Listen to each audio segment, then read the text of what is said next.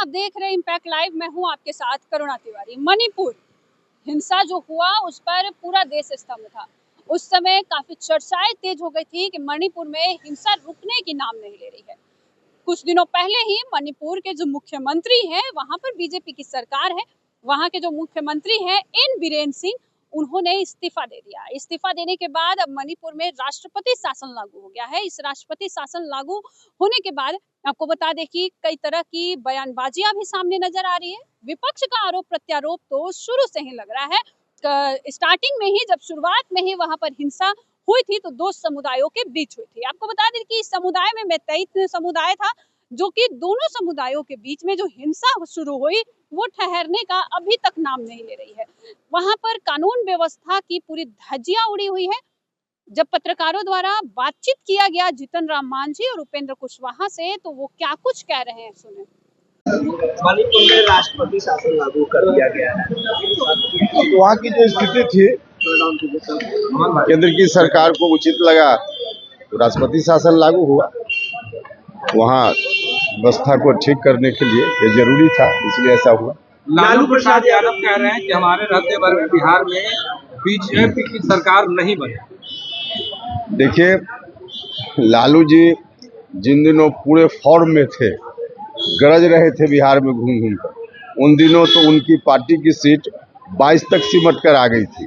और आज क्या बोलेंगे? आज तो उनकी कोई उस रूप में न तो ताकत है, न जनता के भी समर्थन है। तो बोलने के लिए बोलते हैं, लेकिन कोई उसका मतलब नहीं है। एनडीए की सरकार ही अगली बार आएगी। जो इस बार विधानसभा का चुनाव होना है, दुनिया की कोई ताकत नहीं रोक पाएगी। लालू जी की क्या हैसियत है? मुख्यमंत्री नीतीश कुमार के बेटे को लेकर भी चर्चाएं तेज है कि विधानसभा चुनाव में वो चुनाव लड़ सकते हैं, राजनीति में उनकी एंट्री हो। देखिए, इसमें कोई ऑथेंटिक बात सामने आने दीजिए और चर्चा पर क्या टिप्पणी की जाए। बिल को लेकर के लगातार आज रिपोर्ट भी पेश किया गया है। देखिए, जेपीसी की रिपोर्ट सदन में आज पेश हुई है। उसके बाद उस पर फिर बहस होगी, वाद विवाद होगा, और उसके बाद सरकार के प्रस्ताव के हिसाब से अंत में जो पार्लियामेंट तय करेगा वो फैसला होगा।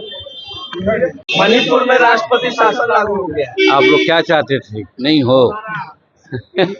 अरे भाई, वहाँ पर लॉ एंड ऑर्डर की बात चल रही थी। वहाँ का मुख्यमंत्री इस्तीफा दिए थे।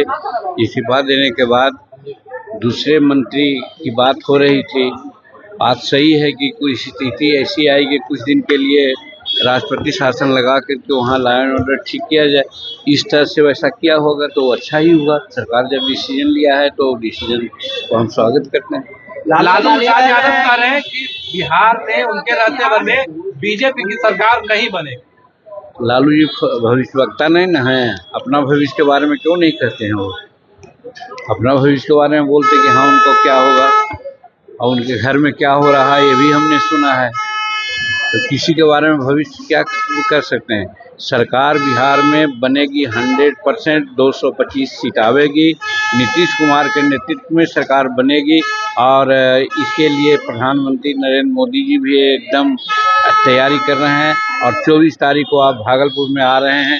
आप देख रहे हैं कि बिहार को और कुछ मिलेगा। मांझी जी, आप नीतीश जी के साथ लंबे समय से काम किए, उनके पुत्र को लेकर अब कहा जा रहा है कि राजनीतिक में आएंगे और हरदौल से वो चुनाव लड़ सकते हैं। अब कहा जा रहा है कि न कहा जा रहा है, उसके बारे में मैं कुछ नहीं कहता हूं। लेकिन कोई भी आदमी बिहार का नागरिक है, उसको राजनीति में आने का अधिकार है।